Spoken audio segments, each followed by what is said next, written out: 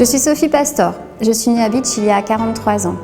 Notre territoire, je ne l'ai jamais vraiment quitté, si ce n'est pour aller faire mes études à Strasbourg, où j'ai passé une licence de sciences de l'éducation.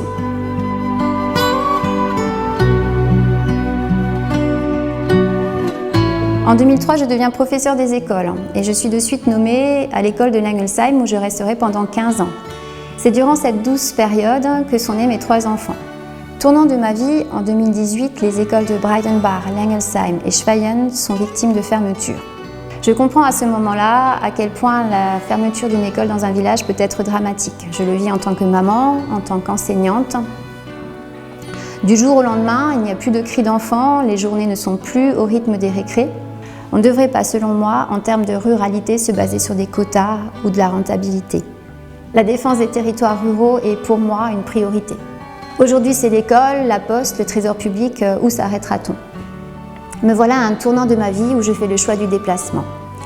Curieuse de connaître d'autres pratiques, d'autres enfants, d'autres territoires, je deviens remplaçante sur toute la Moselle.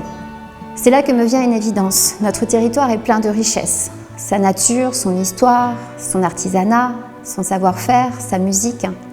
Notre territoire est envié de tous et c'est pour moi une réelle fierté. À cette même période est née l'association des Chœurs Éléphants. J'ai toujours été sensible à l'enfance en situation de handicap ou à l'enfant dans sa différence. Avec des amis, nous créons cette structure, l'association des Chœurs Éléphants, pour aider les enfants à notre façon. Nous organisons des manifestations, des concerts et reversons les bénéfices à ces enfants. Notre objectif est de faire changer le regard sur le handicap.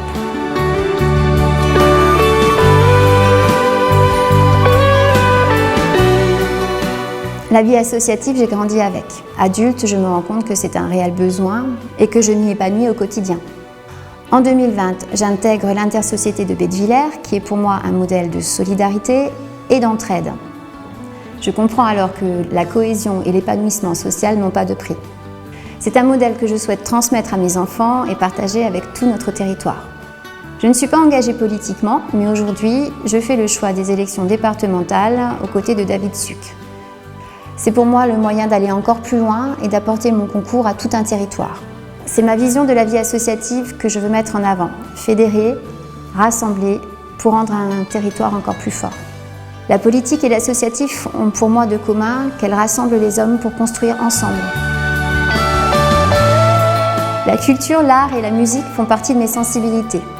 Tout comme le tissu associatif, je les porterai avec fierté auprès de notre département.